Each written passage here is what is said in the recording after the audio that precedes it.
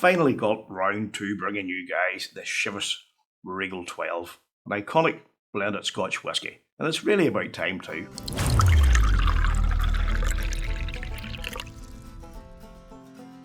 What about you whisky lovers, and welcome to another episode of Whisky Straight with me, Big Al. And yes, it's Chivas Regal time.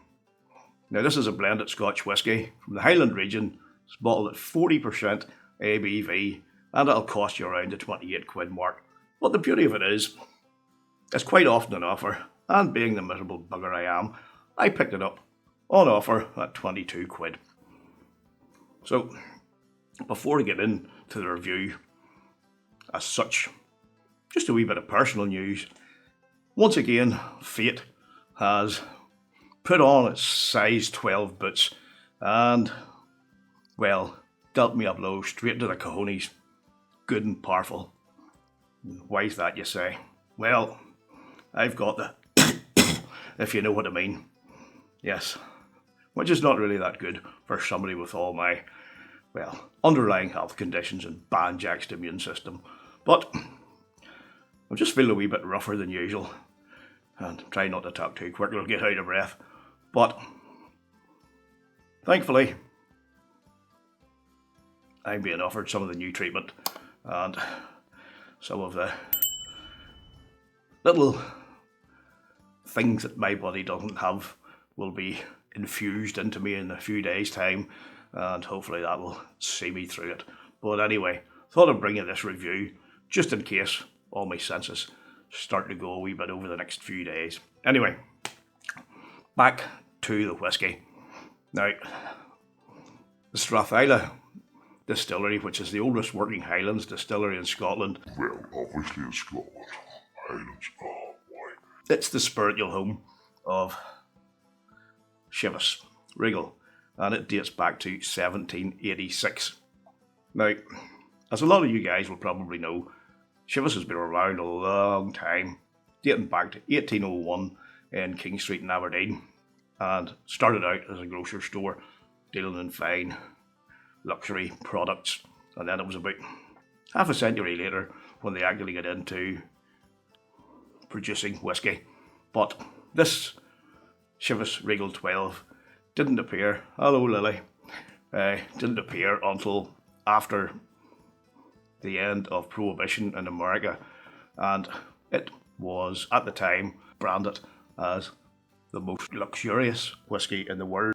We don't know, well, at least I don't know anyway, all the whisky that's in here, but we do know that the blend does include Strathisla single malt and Strathclyde single grain. As you know, whisky is always better shared with good friends, so if you have a bottle of this, pour a wee dram and we'll drink along together, and we'll start off on the nose. Sláinte. Right off, big head of orchard fruits. Right on the arrival, red apples, rich honey, vanilla. Very nice, pleasant arrival. Then we get heather, lemon, and a very, very pleasing aroma of barley sugar. I really do like that.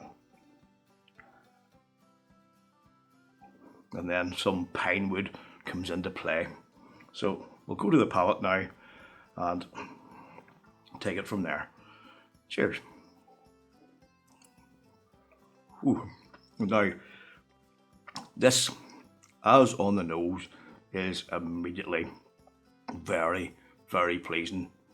Honey, spiced pear, and that spicy, peppery element adds a nice but subtle bite to give it a wee bit more vibrance and that feel of probably a wee bit more than the 40% feel about it. Creamy vanilla, nuts, hazelnut predominantly, and then here comes that nice barley sugar kick again, And with it, that like spicy pear, peppery element remains, and it does give it a lovely feel on the palate as it transitions towards the rear of the palate. Really nice, pleasant, easy drinking whiskey. Peppery spice, woody, more oak than pine wood, and that nuttiness is still there. Again, hazelnut, but then perhaps a lighter like a red skin peanut as well. So let's go for the finish, and then we'll sum up with a score. The mouthfeel, it's rich, it's creamy, and it really does drink more reminiscent to a 43% ABV than a 40%. And thanks to that spiced pear, that pepperiness, the finish is reasonably long, and that helps to sort of let it linger to a rich honey and barley sugar finish with a wee bit of probably dark fruit in there as well, and a bit of char. Really pleasant, easygoing, nice whiskey. And for the life of me, why in hell did I wait so long to get a bottle of this to review it? Because from now on, this is going to be a staple on my shelf. Right, it's 12-year-old, it's not single malt, it's blended. But it doesn't have to be a single malt to be a nice whiskey. If it's a nice whiskey, it's a nice whiskey. End of. And this is a damn nice whiskey. Well, for me anyway. And you know what?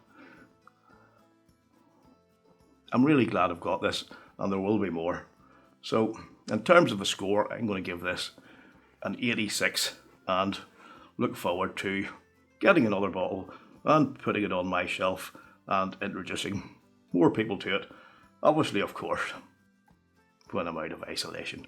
But anyway, let me know what you think, guys. If you've had this before, pop your comments in down below and let me know your thoughts.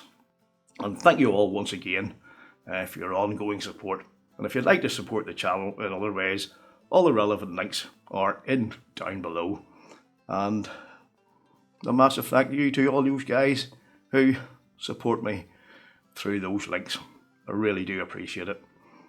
So, until the next time, folks, please look after yourselves, look after each other, and keep on drinking your whiskey the way you like it.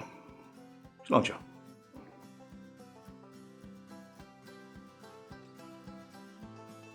Thanks for watching, folks. I really do appreciate it.